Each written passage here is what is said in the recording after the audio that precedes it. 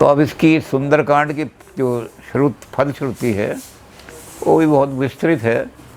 अब उसको विस्तार से बनाने में कोई दिक्कत पड़ेगी, बड़ा लंबा हो जाएगा, लेकिन छोटी छोटी।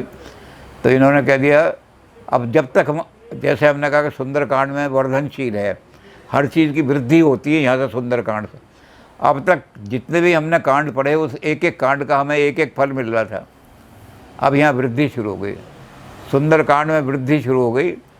और सुंदरकांड में हनुमान जी का यश, सारे सुंदरकांड में हनुमान जी ने अपने बल का परिचय कैसे दिया, उसके पुत्र को वहीं मारा, उसकी लंका को बिल्कुल ध्वस्त कर दिया और उसकी सभा में जाकर भी ऐसे बैठ गए। तो हनुमान जी का बल और सीता जी का चरित्र, सीता जी अपने किस तरह से रावण से बात कर रही हैं निडर होकर के कि खबरदार मुझे हाथ लगाया, क्योंकि तूने मेरे राम की भुजाएं नहीं देखी हैं। और हनुमान जी को भी सीता जी ने चलते समय ये कहा था कि राम को कहना, वो भूल गए हैं शायद, तात शक्र सुत कथा सुनाई।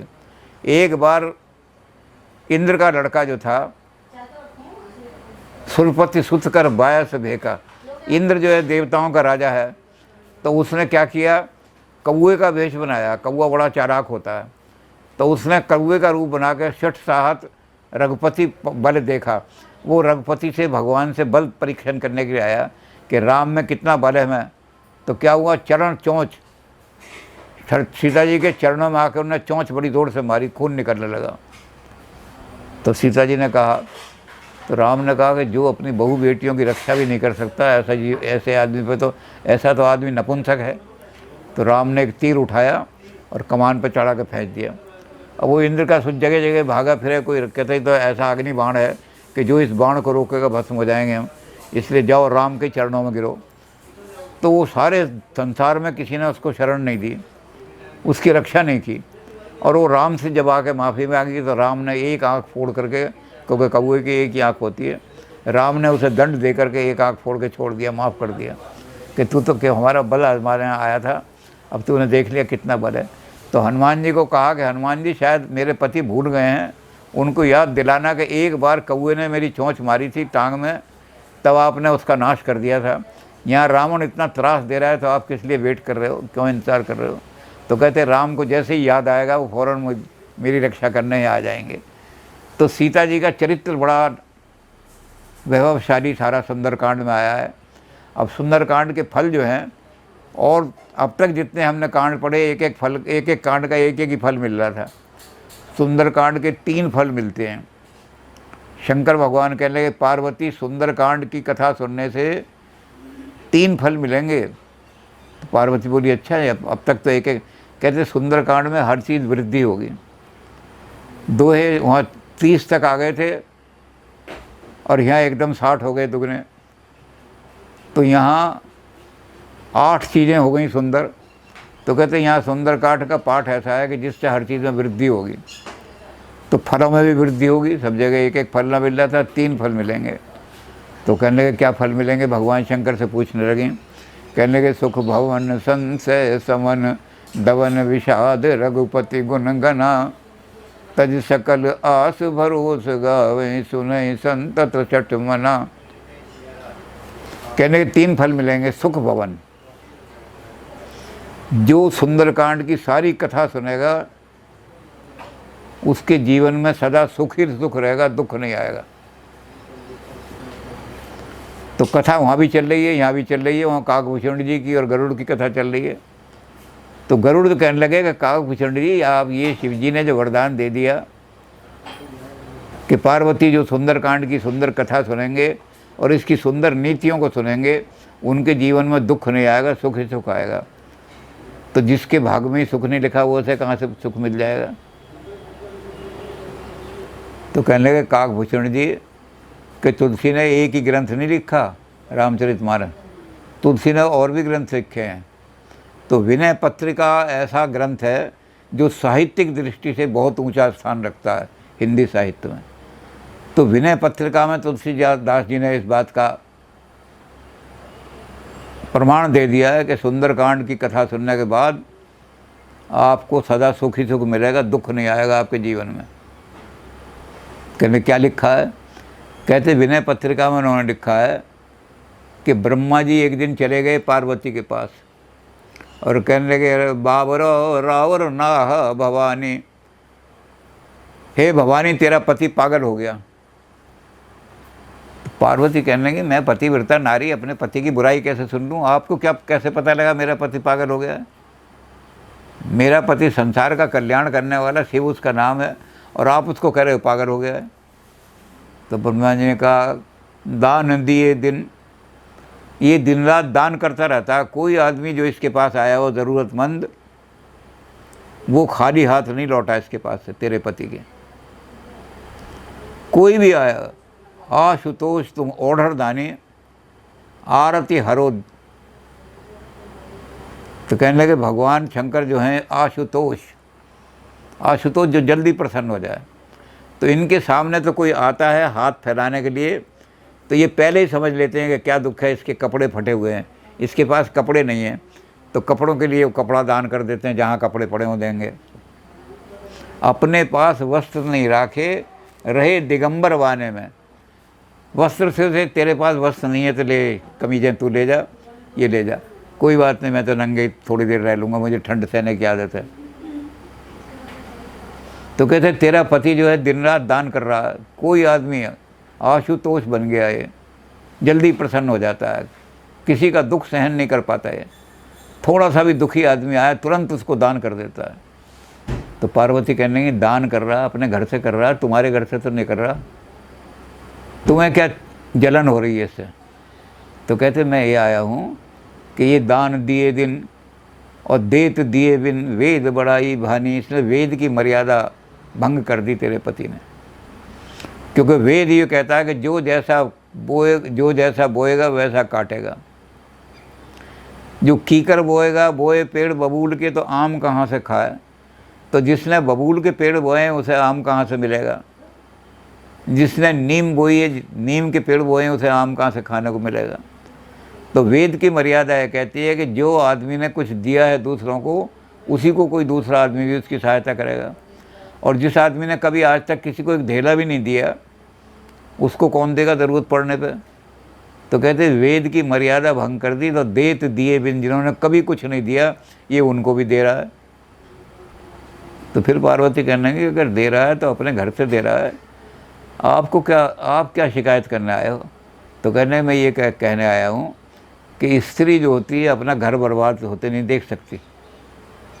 पति है वो इधर भी रुपया बर्बाद कर रहा है, कभी होटलों में जा रहा है, कभी मित्रों को पार्टी दे रहा है, कभी कुछ कर रहा है, कभी कुछ कर रहा है, तो अपना घर बर्बाद विलोकत हों तू परम सयानी, तू तो बड़ी अक्लमंद औरत है, तू देख रही है दिन रात लुटा रहा है घर को, तो तू तो सियानी औरत है, इसका हाथ रोक। पार्वती कहने जिस दिन मैं देखूंगी कि मेरे घर में भूखे मर रहे हैं सब लोग, उस दिन रोक लूँगी हाथ। और जब तक ये दे रहा है, अपने घर से दे रहा है, हम कमाते हैं इसलिए थोड़ी कमाते हैं कि सारा घर में रख लें, दान करने के लिए कमाते हैं, तो दान कर रहा है तो आप जाइए, आप क्यों शिकायत करने आए? तो फिर ब्रह्मा जी ने कहते असली बात कही। ब्रह्मा जी कहने लगे, जिनके भाग्य लिखी नहीं मैंने सुख की एक निशानी। ब्रह्मा जी कहने लगे भाग्य लिखने वाला मैं हूँ, तो जिनके भाग्य में मैंने एक लाइन भी नहीं लिखी सुख की, उन रंकन की नाक संवारत, ऐसे लोग जो हैं दुखी दरिद्री, उनकी भी नाक ऊँची कर दी। जब मैं देखता हूँ कि इस आदमी ने कार खरीदी आज, तो मैं कहता हूँ इसके भाग में तो ये था कि जूते भी नहीं मिलेंगे, इसने कार खरीद ली। तो अपना भाई खाता जब देखता हूँ तो लगता है इसको तो दुखी दुख मिलने चाहिए थे, और ये मौज उड़ा रहा है खूब। तो कहते जिनके भाग्य लिखी नहीं मैंने सुख की एक निशानी, और ये उन रंकन की नाक संवारत, ये झोंगी झोंपड़ी में रहने वाले आदमी जो उनको भी बड़े बड़े पैसे दे के आ रहा है, जबकि मैंने उनके भाग में लिखा था कि तुम गंदी नालियों में ही रहोगे। इसने उनकी भी मकान बनवा दिए। तो कहते आया हूँ नकबानी, तिन रंकन की नाक संवारत, आया हूँ नकबानी, अब मेरी नाक में दम आ गया। या तो मैं भाग लिखने बंद कर दूँ, और या तू अपने पति को समझा कि जैसा मैंने जिसके भाग में लिखा उसको वैसे। तो पार्वती प्रसन्न हो गई। पार्वती कहने लगी ब्रह्मा जी, आप मेरे पति की आलोचना करने आए थे, लेकिन आपके मुख से तो मेरे पति की बड़ाई निकल रही है, धन्य है। जिस आदमी के अंदर गुण ही गुण होते हैं, उसकी बुराई भी करो तो उसमें से गुण निकल आते हैं। तो कहने लगे दान करे पल में फल चार, और टारत अंक लिखे विदना के, शंकर नाम निशंक सदा ही, भरोसे रहे निस्वासर जाके। मेरे पति का नाम है शिव, और शिव का मान है कि जो इसके पास आएगा उसका कल्याण करेगा, ये अशिव नहीं कर सकता किसी का। जो लोग कल्याण करने वाले हैं उनके पास अगर कोई आदमी आए तो अपनी चाहे चादर उतार कर उसको दे देंगे, चल हम तो थोड़ी देर ठंड में रह जाएंगे, लेकिन तेरे पास कपड़ा भी नहीं है, तो ये कपड़ा चादर ले जा हमारी जात। तो जिसका नाम शिव है वो कैसे ये रुक सकता है, वो तो हर एक का कल्याण करेगा। तो कहने लगे इसका क्या है, दान करे पल में फल, जो इसके पास आता है, मेरे पति के पास से वो कभी भी आदमी खाली हाथ नहीं जाता। तो आप तो इसी बात की पुष्टि कर रहे हो, तारत अंत के विजना के, तो इसलिए आपके लिखे हुए अंक को भी अगर आपने किसी के भाग में काली स्याही पोत दी है, उसको भी ये साफ कर देगा और उसके भाग्य को भी निखार देगा। क्योंकि इसके पास जो आएगा ये टाल नहीं सकता उसको, ये नहीं कह सकता कि तेरे भाग में तो दुख लिखे हुए हैं, ये तो ये कहेगा तू मेरे पास आया तो खाली हाथ नहीं लौटेगा।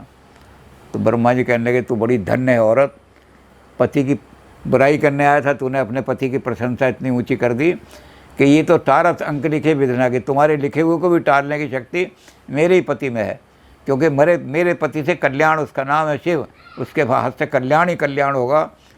तो ऐसे आदमी धन्य हैं जिनके हाथ से कल्याण होता है हमेशा। वो ये नहीं देखते कि मेरे पास क्या है, वो देखता है ये इसका दुख दूर हो जाना चाहिए। तो ब्रह्मा जी भी हाथ जोड़ के चले गए कि पार्वती तूने अपने पति को इतना ऊंचा बना दिया। तो पहला फल तो ये है कि जो आदमी सुंदरकांड की कथा सुनेगा उसके घर में दुख कभी नहीं आएगा। अगर उसके भाग में भी दुख लगा हुआ है तो हे गरुड़ जी, काकभूषण जी कह रहे हैं कि हे गरुड़ जी, विनय पत्रिका पढ़ो तो आपको पता लग जाएगा कि पार्वती ने ब्रह्मा जी को जो आए थे उनको भी कह दिया कि जाओ ब्रह्मा जी, आपने तो मेरे पति की बुराई की बजाय ये स्वीकार कर लिया कि मेरा पति आपके भाग के लिखे हुए को भी टाल देता है, आपके लिखे हुए को भी अंक को धो करके और लोगों का कल्याण करता है। अपने नाम का शिव जो उसका नाम है, तो हम भगवान से यही मांगते हैं शिव संकल्प वस्तु। हे भगवान, हमारे भी संकल्प जो हैं वो शिव संकल्प हों। हमारे हाथ से कितने आदमियों के दुख दूर हो सकते हैं, हम वो दुख दूर करें। हमारे हाथ से कितने आदमियों का कल्याण हो सकता है, वो हम कल्याण करें। तो ये शिव तत्व जो है पहला आ गया। शिव ने हमेशा ये कह दिया कि जो हमारे संपर्क में आएगा उसके दुख हम करण करें। तो पहला ये मिला। दूसरा है सुख भवन संशय समन। अब संशय जो है इसके बाद में, इसके बारे में शुरू में भी हमने देखा कि संशय आत्म विनश्यते, जो आदमी संशय में पड़ा रहता है उसकी आत्मा का भी नाश हो जाता है। भगवान कृष्ण ने कहा था अर्जुन को कि संशय को दूर करो, लैक ऑफ कॉन्फिडेंस।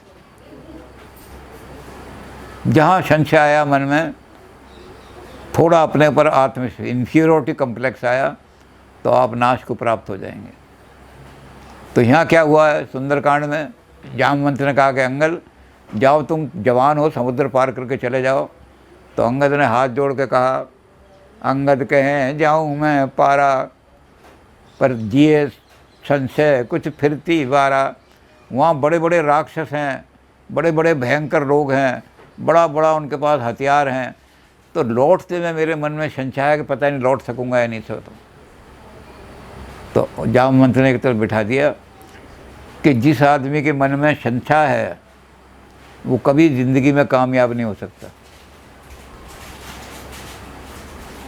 संशय शमन, कॉन्फिडेंस बिल्ड करो, और जब सेल्फ कॉन्फिडेंस बिल्ड हो जाएगा तो बड़े से बड़ा काम भी पूरा हो जाएगा। लंका में आग लग जाएगी। हनुमान जी के अंदर यही कॉन्फिडेंस है। तो संशय शमन, जब इस सुंदरकांड की कथा को पढ़ोगे तो हनुमान जी का वैभव जो सुंदरकांड में है बहुत लंबा चौड़ा, कि हनुमान जी अपने वैभव से कॉन्फिडेंस के साथ रावण की सभा में भी जब बैठे तो रावण को भी उन्होंने कहा को कभी कौन तू, कि अच्छ को घातक। अरे रावण तू क्या समझता है, सुन रावण ब्रह्मांड निकाया, ये जो सारा ब्रह्मांड है इसमें कोई मेरे राम के बराबर शक्तिशाली नहीं है। तो मैं सब उसकी शक्ति लेकर के आया हूँ, इसलिए मैं तेरे सामने झुकने वाला नहीं हूँ। तो बड़ी बड़ी समस्याओं के सामने भी जो आदमी नहीं झुक सकता और जो कॉन्फिडेंस लेके चलता है कहाँ, और कहते बात में भी ये कहा उन्होंने कि तू तो मुझे क्या बांध सकता था, तेरा पुत्र क्या बांध सकता था, मैंने तो तेरे घर की स्त्रियां जो थीं उन पर चूँकि निगाह डाल दी थी और मैंने कहा कि सुंदरी तेरी दई दिग सोते हुए तेरी स्त्रियों की चादर उगाड़ उगाड़ के मैं सीता जी को देख रहा था, तो दई दीर्घ पातक तो पाप लग गया मुझे। बहन बेटियों को, बहू बेटियों को इस तरह नित्य ताकना चाहिए सोते हुए। और उस पातक का निवारण करने के लिए मैंने जब प्रायश्चित खंड पढ़ा धर्मशास्त्रों में कि अगर आपको कोई पाप हो गया है आपसे, तो आप भगवान के दरबार में नहीं जा सकते, स्वर्ग नहीं मिलेगा आपको। तो उसके लिए क्या है कि उसका लेखा यहीं कर लो, राजदंड ले लो। अगर आपने किसी लड़की को छेड़ा है, उसकी चुन्नी खींची है, तो आप राम को मुंह दिखाने योग्य नहीं है, राम के दरबार में नहीं जा सकते आप। अगर राम के सामने जाना है तो एक काम करो, पुलिस थाने में चले जाओ और ये कहो कि मुझसे आज पाप हो गया है, पातक हो गया है, तो पातक लेखा, उसका लेखा करने के लिए तेरे पास आया था मैं। तो बड़े कॉन्फिडेंस से बोल रहे हैं कि तू तो बांधने की क्या हिम्मत रखता था। मैं तो अपने पाप को प्रायश्चित करने के लिए कि राम के सामने जाने की अब मेरे अंदर वो नहीं रही शक्ति। अब ये ऐसा पातक लग गया कि तेरे घर की बहू बेटियों को मैंने देखा और उन पर दृष्टि डाली, तो ये जो महापाप हो गया मुझसे, इस पाप का प्रायश्चित करने के लिए मैं खुद अब तेरे बंधन में आके तुझे कह रहा हूँ कि जो दंड तूने देना है दे ले। उस दंड को देने के बाद मैं पाप हो जाऊँगा, मेरे पुण्य पवित्र हो जाऊँगा। और मेरा तो इतना कॉन्फिडेंस बिल्ड हो रहा है। तो जो इस सुंदरकांड की सारी कथा को, हनुमान जी के सारे चरित्र को सुनेगा, उसके अंदर कभी लैक ऑफ कॉन्फिडेंस नहीं आ सकता। उसके मन में संशय आएगा ही नहीं, संशय विहीन हो जाएगा वो। इन्फीरियोरिटी कलेक्स बिल्कुल ख़त्म हो जाएगा। और जब वो सेल्फ कॉन्फिडेंस लेकर खड़ा होगा तो बड़ी बड़ी समस्या को ऐसा समझेगा चुटकियों में उड़ा देगा। तो सुंदरकांड का दूसरा फल ये मिलेगा।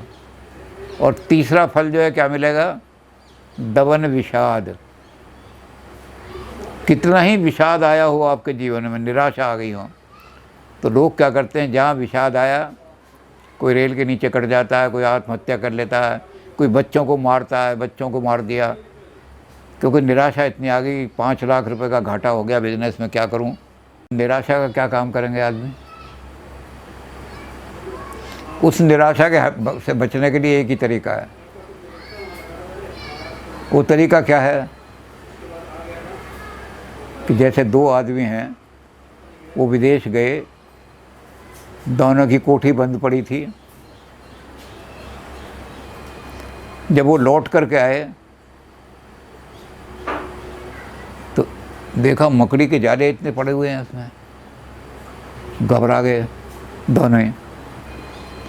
एक जो मूर्ख था, जिसकी बुद्धि भ्रष्ट हो रही थी, उसने अपने लड़के को कहा, बेटा कहीं से पेट्रोल मिल जाए तो पेट्रोल, और कुछ मिल जाए तो लेके आए, मकड़ी के जाले को जला दें सारे को।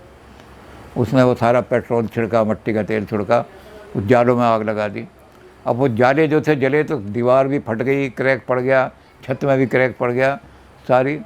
तो ऐसे ही जब निराशा आने पर, संकट आने पर जो आदमी अपना संतुलन खो देते हैं दिमाग, वो घर में बच्चों को भी मार रहे हैं, किसी को फांसी पे चढ़ा रहे हैं, किसी बच्चे को नदी में फेंक आए या खुद मर गए, कि बड़ा भारी संकट है इसका इलाज में। और वो जो बुद्धिमान आदमी था, उसने क्या किया, उसने अपने बेटे को कहा कि बेटे सामने ही किराने की दुकान है ना, उस पर फूलदार झाड़ू मत लाना, वो सींकों वाली झाड़ू लाना, 30-40 रुपए की मिलेगी, जल्दी से ले आओ। वो उधर गया, उनने क्या किया, वो झाड़ू इधर मारी, मकड़ी के जाले में इधर मारी, वो मकड़ी के जाले कट गए। तो संकट शोक सबे तुलसी, दिए नाम कटे मकड़ी के से जाले। हनुमान जी जो आपके सारे परिश्रम का वो पढ़ता है, तो जब कोई संकट आता है तो क्या करता है, वो आपका नाम स्मरण करता है, हनुमान जी का चरित्र याद करने लगता है कि हनुमान जी ने कैसे संकटों को। और फिर क्या करता है कि जब वो आपका सारा चरित्र स्मरण करता है कि हनुमान जी ने कितनी संकट आए, आग भी लग गई, लेकिन हनुमान जी ने अपना विश्वास नहीं छोड़ा। तो आपका सारा चरित्र देखते ही, आपका नाम लेते ही, सुंदरकांड को पढ़ेगा तो आपके सारे विक्रम की कथा पढ़ेगा कि कितने बड़े बड़े संकट में भी हनुमान जी ने, विक्रम ने अपनी हीनता नहीं आने दी। हनुमान चालीसा पढ़ेगा तो हनुमान जी ने क्या किया कि बाईं भुजा सब असुर संहारे, दाईं भुजा, एक हाथ से ही असुरों को मारते चले गए हनुमान जी। तो कहते सन से समन हो जाएंगे, दबन विषाद हो जाएगा, मन में निराशा आई। अब इसका निराशा का एक और उन्होंने प्रमाण दिया। भगवान शंकर ने कहने लगे, गीता के अंदर भारत में पारथ के रथ केतु कपिराज, तुलसीदास जी कह रहे हैं कि महाभारत के अंदर रावण के, उसके अर्जुन के रथ पर कपिराज जी बैठे हुए हैं, हनुमान जी बैठे हैं झंडे में, और कृष्ण जी जो हैं गीता सुना रहे हैं उसको। और जब कृष्ण जी ने गीता सुनाई तो हनुमान जी अट्टहास कर गया। तो हनुमान जी ने बड़ी ज़ोर से तो कृष्ण कहने लगे, अर्जुन हम तो दोनों बात कर रहे थे, तीसरा आदमी हमारी बात सुनने वाला कौन है जिसने हमारा ये सारा, और फिर इतनी ज़ोर से हंस क्यों रहा है, हमारी बात को हंसी उड़ाने वाली थोड़ी सी। तो उन्होंने कहा, भैया कौन है जो आदमी हमारी हंसी उड़ा रहा है, हमारे सामने आओ। तो हनुमान जी नीचे उतर गए, हाथ जोड़ के खड़े हो गए। कहने लगे, हनुमान जी आप ऊपर कथा सुन रहे थे, तो हमारी कथा में क्या चीज़ ऐसी मिली कि आपने इतनी ज़ोर से अट्टहास कर गरजा, बाढ़ लगी बाढ़ आकाश, इतना अपने आप को बाढ़ा। और उनके सारे गर्जना को देख करके भीषम द्रोण नाय नाय मत कहें हनुमान, उनकी गर्जना को सुन करके भीषम और द्रोण काँप गए। हाथ जोड़ के कहने लगे, हनुमान जी आप नीचे उतर आए तो लंका की तरह ध्वस्त हो जाएगा, सारा युद्ध ही खत्म हो जाएगा, इसलिए आप वहीं से गर्जना करते रहो, नीचे मत आना। लेकिन हनुमान जी को कृष्ण ने बुलाया तो आ गए। तो कहने तुम हंसे क्यों? कहने महाराज मैं इसलिए हंसा कि मैंने पिछले जन्म में आपकी बड़ी निष्काम भाव से सेवा की, और आपने ये ज्ञान मुझे पिछले जन्म में नहीं दिया, और अर्जुन को आपने इतना बढ़िया ज्ञान दिया, तो मैंने ऐसा मुझे क्यों नहीं दिया ज्ञान? तो कृष्ण जी कहने लगे, हनुमान जी आपके जीवन में कभी विषाद नहीं आया। अर्जुन के जीवन में पहला अध्याय अर्जुन विषाद योग नाम प्रथम अध्याय, इसके जीवन में विषाद आ गया था। इसको विषाद का नाश करने के लिए ये मैंने 18 अध्याय गीता के सुनाए। तो आपके जीवन में कभी विषाद आया नहीं था, इसलिए ज्ञान की जरूरत नहीं पड़ी। बल्कि उल्टा ये हुआ कि हमारे जीवन में विषाद आ गया था और तुमने उस विषाद का हरण किया। हनुमान जी कहने मैंने और आपके विषाद का हरण? कहते हाँ, जब लक्ष्मण को शक्ति लगी और लक्ष्मण बेहोश पड़े थे तो कहते तुम वैद्य को लेकर के आए लंका से, और उस वैद्य ने क्या कहा? उसने कहा कि इसका इलाज तो हो जाएगा लक्ष्मण का, पर जिस दवाई से इलाज होगा उसके अंदर एक गुण है, वो धूप लगते ही वो खराब हो जाती है। आयुर्वेद में बहुत सारी ऐसी दवाइयाँ हैं जिनको छाया में सुखाया जाता है। तो कहते उस वैद्य ने आके कहा कि है बूटी की पहचान यही कि दीपक समान वो जलती है और सूरज से पहले असर करे फिर नहीं काम की रहती है। जब वो धूप लग जाए तो बेकार हो जाती है वो। तो धूप लगने से पहले पहले अगर कोई बूटी ले आएगा तो लक्ष्मण जी ठीक हो जाएंगे। तो सारे निराश हो गए, इतनी दूर से बूटी लानी है, कौन लाएगा सुबह तक? तो सुनकर वचन सुखैन के फड़क उठे सब अंग, और हाथ जोड़ रघुनाथ से यूँ बोले बजरंग। हनुमान जी क्या कहने लगे? कहने महाराज अगर एलोपैथिक की दवाई मिलने में दिक्कत पड़ रही है तो होम्योपैथिक की दवाई देनी चाहिए। अगर ये वैद्य जो बता रहा दवाई वो दवाई बड़ी मुश्किल है लानी, तो कोई दूसरी दवाई ले लो। तो राम बोले क्या दवाई ले लें, बता दो आप। कहते यदि कहो नाथ तो चंद्र भी कपड़े की भांति निचोड़ूँ मैं। क्योंकि सारा अमृत जो था जब सागर मंथन हुआ था तो देवता ने अमृत पी लिया, राक्षस जो थे रह गए। तो मोहिनी ने क्या किया, राहु का तो सिर काट दिया, वो सारा उपद्रव मच गया। तो सारे राक्षस भागे और इंद्र का बेटा जो था वो कलश लेकर भागा। 4 जगह वो कलश उसने रखा, बूंदें गिरी 4 जगह जहाँ कुंभ पड़ते हैं। उसके बाद उसने देखा कि अब राक्षस मुझे पकड़ने आ रहे हैं, तो उसने सारा अमृत चंद्रमा पर डाल दिया और चंद्रमा को कह दिया कि इस अमृत के द्वारा तुम संसार की जितनी बूटियाँ हैं उनको औषधि बना देना। हर बूटी के अंदर ये गुण है कि कोई ना कोई किसी औषधि में काम आ जाती है वो। तो चंद्रमा पर सारा अमृत पड़ा हुआ है, तो आप आज्ञा दो, यदि कहो नाथ तो चंद्र अभी कपड़े की भांति निचोड़ूँ मैं, और उसका अमृत लेकर भगवान लक्ष्मण के मुख में छोड़ूँ मैं। चंद्रमा को निचोड़ दूँ। तो राम ने कहा, हनुमान जी अपने भाई की जान बचाने के लिए और सारी दुनिया में मैं करूं कि एक भी औषधि न मिले किसी को तो सारी दुनिया मर जाएगी, तो कोई और तरीका बताओ। ये तरीका हमें पसंद नहीं आया। तो कहने लगे, यदि कहो नाथ देवों के वैद्य अश्विनी कुमार को ले आऊँ और फिर 3 बार लक्ष्मण के लिए मैं अमर अमर कर बुलवाऊँ। कहते महाराज ये तो राक्षसों का वैद्य है, क्या पता ये हमें डिस्करेज करने के लिए बात कह रहा हो, क्योंकि रावण का वैद्य है। तो कहते हैं अगर कहो तो मैं भी स्वर्ग में जा कर के जो देवताओं के वैद्य हैं अश्विनी कुमार उनको ले आऊँ, और अश्विनी कुमार देख करके इनको कहेंगे कि लक्ष्मण अमर है, हम अमृत धारा इसके मुंह में डाल रहे हैं।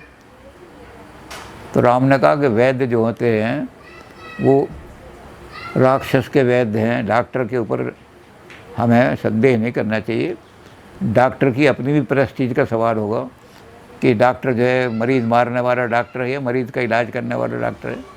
इसके हाथ से लक्ष्मण का इलाज कराएंगे और लक्ष्मण मर गए तो सारे में ये बदनाम हो जाएगा कि ये डॉक्टर तो ऐसा है कि जो मरीज़ इसके पास ले जाओ मर के ही आता है। पहले यही लोगों के अंदर यही धारणा थी कि जिसको आप चंडीगढ़ में PGI में भेजोगे वो वहाँ से मर के ही आएगा, जिंदा कोई लौट के नहीं आया था। ये प्रतिष्ठा जो कि इसलिए डॉक्टर को अपनी प्रतिष्ठा का प्रश्न हो जाता है। इसलिए ये नहीं देखना चाहिए कि किसका वैद्य है, तो डॉक्टर के ऊपर विश्वास करना चाहिए। तो स्वर्ग से तो फिर हनुमान जी कहते हैं आपने फिर गर्ज के क्या कहा था? आप एकदम खड़े हो गए और ताल पे हाथ मार के आपने कहा कि उस संजीवन की तो औकात ही क्या, जो ये बूटी बता रहा है उसकी क्या औकात है मेरे सामने। तो कहते हैं हाँ ये है कि मैं वो दीपक के समान उस पर्वत पर कई बूटियाँ जल रही होंगी, पहचान नहीं पाऊँगा, तो मैं पूरे पर्वत को ही कि उस बूटी की तो औकात थी क्या, मैं सारे पर्वत को ला दूँ, मैं ला के इसके सामने रख दूँगा, देख ले इतनी बूटियों में चमक है, सूरज की तरह दीपक की तरह चमक रही हैं, अब इनमें से कौन सी बूटी संजीवनी है तो ये देख लेगा। तो कहते हैं इस बूटी की तो औकात थी क्या, सारे पर्वत को ला दूँ मैं, और या कहो काल कुमार प्रभु सभी के कष्ट मिटा दूँ मैं। तो राम कहने के उस समय हम विषादग्रस्त हुए थे। जय हो अवध, कहते हम रोक कह रहे थे, जय हो अवध कवन मुखलाई, नारी हे तो निज भ्रात गंवाई। अब मैं अवध लौट कर नहीं जाऊंगा अयोध्या। इतनी निराशा आ गई थी मेरे जीवन में कि अब मैं यहीं समुद्र में कूद के मर जाऊंगा, क्योंकि मैं अयोध्या गया तो लोग ये कहेंगे कि औरत को बचाने के लिए भाई मरवा दिया। अरे औरत मर जाती तो दूसरा ब्याह कर लाता, अब भाई मर गया तो कहाँ से लाएगा तू। तो कहते मैं जब मैं रो रहा था कि अब मैं अयोध्या में मुंह दिखाने योग्य नहीं हूँ, इतना विषाद आ गया था, तो आप वो बूटी लेने चले गए। और आपने क्या काम किया कि जब आदमी भागता है तो उसका मुंह खुल जाता है, तो आपका मुंह खुल गया, आप भागे हुए जा रहे से दौड़े हुए लौट के आना है। और जब मुंह खुल गया आपका तो सूरज ने कहा कि बाल समय रवि बख्श लियो तब तीनों लोक भयो अंधियारो। सूरज ने कहा, अरे अरुण से कहा अपने रथ वाले से कि मुझे तो यही वो बंदर लग रहा है जिसने बाल समय बख्श, जब ये छोटा था तो मुझे बख्श के अपने मुंह में रख लिया था। तो उसने कहा जी वही बंदर है ये, क्योंकि फिर इसका मुंह खुल रहा है, मैं इसके सामने गया तो मुंह में रख लेगा। तो ऐसा करो कि रथ को इसके पीछे की तरफ जब ये लौट है तब इसके पीछे पीछे रथ चलाना। तब तक कहते तुमने सूरज भगवान को भी अपने तेज और बल से वहीं पराजित कर दिया था, खड़े हो गए थे वहीं सूरज भगवान, और हमारा सारा विषाद दूर कर दिया था, बोटी ला के रख दी थी, लक्ष्मण के प्राण तुमने बचा लिए थे। तो अवध्या, तो जब तुमने हमारा विषाद दूर किया तो तुम्हारा ये वैभव सुन करके, तुम्हारी ये सारी कथा सुन करके कि तुमने कितने लोगों की निराशा दूर करने के लिए ये काम किया है। तो कहते जब इसको कोई आपके चरित्र को पढ़ेगा, भगवान शंकर कह रहे हैं कि जो हनुमान जी के इस गौरव को और वैभव को पढ़ेगा उसके जीवन में कभी निराशा नहीं आएगी। जब राम की निराशा के राम कह रहे समुद्र में कूद जाऊंगा, क्योंकि अयोध्या वाले लोग कहेंगे कि औरत के लिए भाई मरवा दिया, तो राम जैसे आदमी का विषाद जब हनुमान जी ने दूर कर दिया तो जो हनुमान जी की कथा पढ़ेगा, सुंदरकांड पढ़ेगा, पार्वती उसके जीवन में कभी विषाद नहीं आएगा।